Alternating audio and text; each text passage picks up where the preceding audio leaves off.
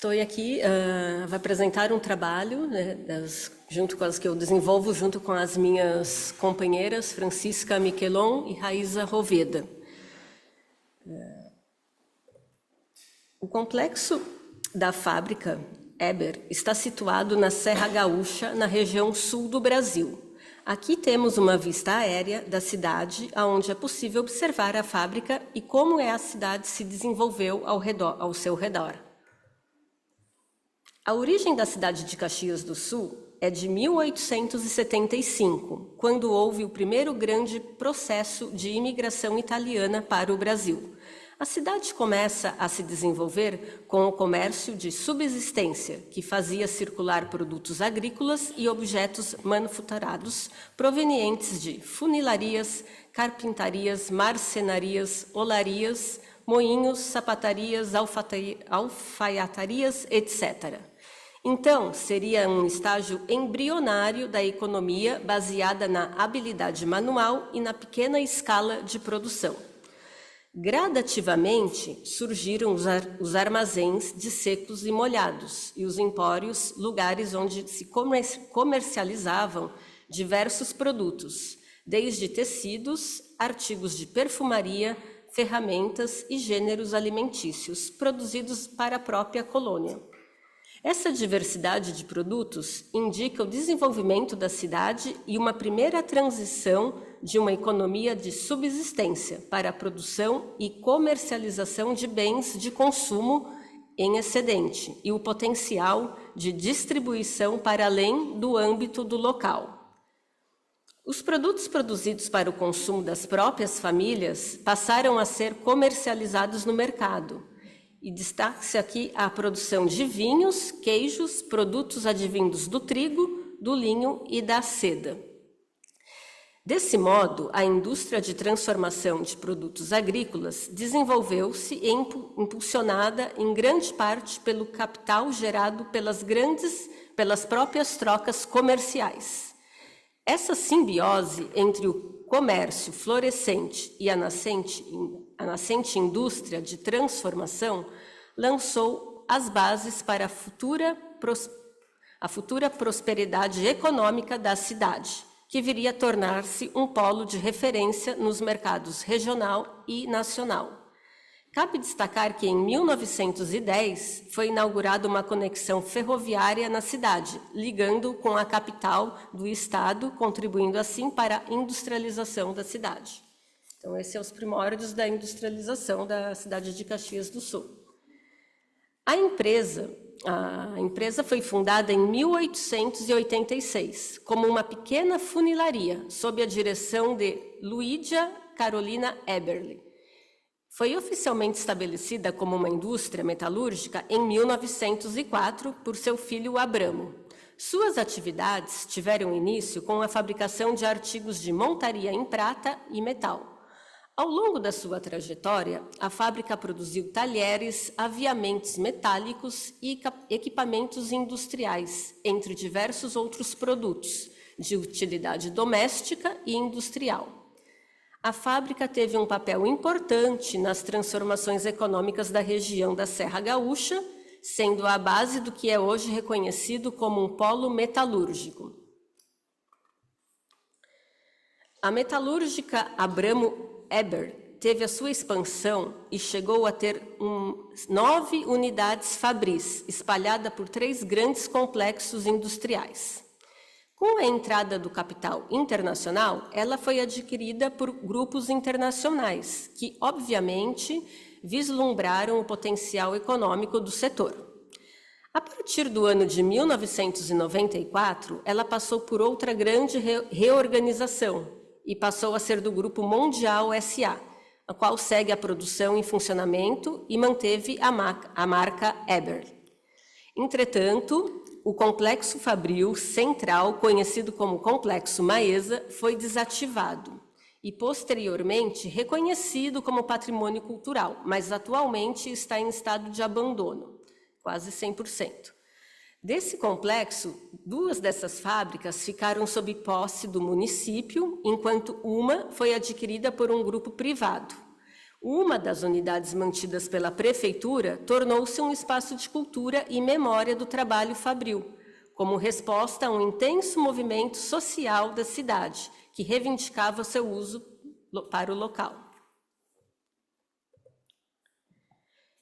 O arquivo é o local onde está a documentação proveniente das antigas indústrias Abramo Eberle. Ele foi criado em agosto de 1976 e recebeu o nome de um cidadão que se destacou por sua contribuição à preservação da memória histórica da cidade. É considerado uma referência em documentação sobre a cultura e a imigração italiana no sul do Brasil, e o arquivo preserva a memória desses imigrantes que colonizaram a região. A coleção proveniente da fábrica constitui um fundo documental composto por diversos materiais da antiga metalúrgica, reunindo mais de 10.000 registros visuais, entre os quais se destacam cerca de 25 álbuns fotográficos que documentam o cotidiano da fábrica. Esse acervo, doado pela própria empresa na década de 1980, preserva imagens do ambiente de trabalho, dos funcionários e diretores, dos maquinários, dos produtos fabricados, de eventos institucionais e das cenas da cidade. Grande parte das fotografias que integram os álbuns apresentam legendas datilografadas que contextualizam as imagens, ao indicar datas e detalhes das cenas registradas. Os primeiros registros da presença feminina nas fábricas de Caxias do Sul datam de 1904, quando a empresa Eberle já contava com 35 mulheres em seu quadro de funcionários. Desde os primeiros anos, a fábrica operava com a lógica produtiva segmentada por gênero e idade, na qual as mulheres eram designadas para tarefas consideradas mais delicadas e de menor custo ao empregador. Cabe destacar que, na origem da fábrica, há um fato significativo que ajuda a compreender a valorização ou a desvalorização da mulher, fosse ela operária ou não. Aqui eu estou me referindo à já mencionada fundadora da fábrica, a senhora Luísa Eberle, que também cuidava do setor de funilaria. Os documentos oficiais remetem à data de fundação da empresa a 1896, ou seja, 10 anos depois, de fato, da sua origem. Esse ano, registrado nos documentos, é o ano, de fato, que o filho dela assumiu o negócio. Não houve uma mudança radical no ramo de produção, nem qualquer outra transformação na indústria que justificasse o apagamento do nome da sua fundadora. Trata-se, antes, de um esquecimento cultural programado que reflete a desvalorização histórica do trabalho feminino. A primeira fotografia, aqui nós vamos analisar essas 3 fotografias, ela é datada de 1922 e mostra cerca de 60 pessoas, aproximadamente 36 mulheres, 12 homens e 10 crianças, a maioria de mulheres nessa foto, ao redor de longas mesas coletivas, compondo uma cena que remete a um modelo de produção artesanal e pré-fordista, baseado no trabalho manual. As operárias com trajes simples e cabelos presos aparecem concentradas em suas atividades, enquanto os poucos homens adultos, quase todos em pé, parecem exercer funções de supervisão ou fiscalização. Há presença de crianças, o que remete a uma prática comum daquela época, sobretudo em empresas familiares, indicando limites tênues entre o espaço doméstico e o espaço industrial. A segunda fotografia, de 1940, registra uma seção de limagem e produção de artigos em chapa da fábrica. O ambiente é bem diferente do anterior. É um amplo galpão, com pé direito alto, bastante iluminação natural e forro rebaixado em caixotões, para promover um conforto acústico. A disposição das bancadas, organizadas em fileiras paralelas, evidencia uma racionalização crescente das operações produtivas, refletindo um modelo fabril em transição do artesanal para a produção seriada. A última fotografia, de 1970, registra o interior da fábrica número 3, na seção onde eram montados motores elétricos.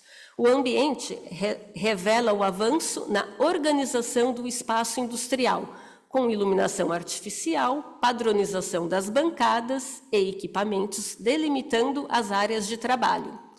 Esse cenário reflete a lógica de produção seriada e segmentada, típica do modelo fordista, em que cada trabalhador executa uma função específica em uma linha de montagem contínua.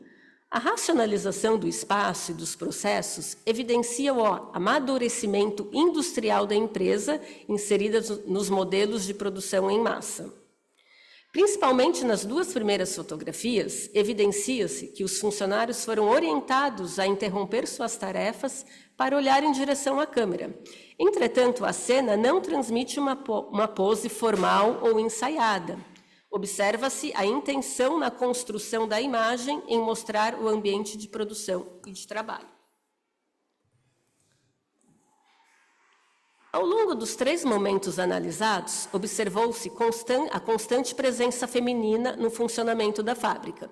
Essas imagens evidenciam as mudanças nos métodos de trabalho, na dinâmica do ambiente fabril e nos níveis de mecanização.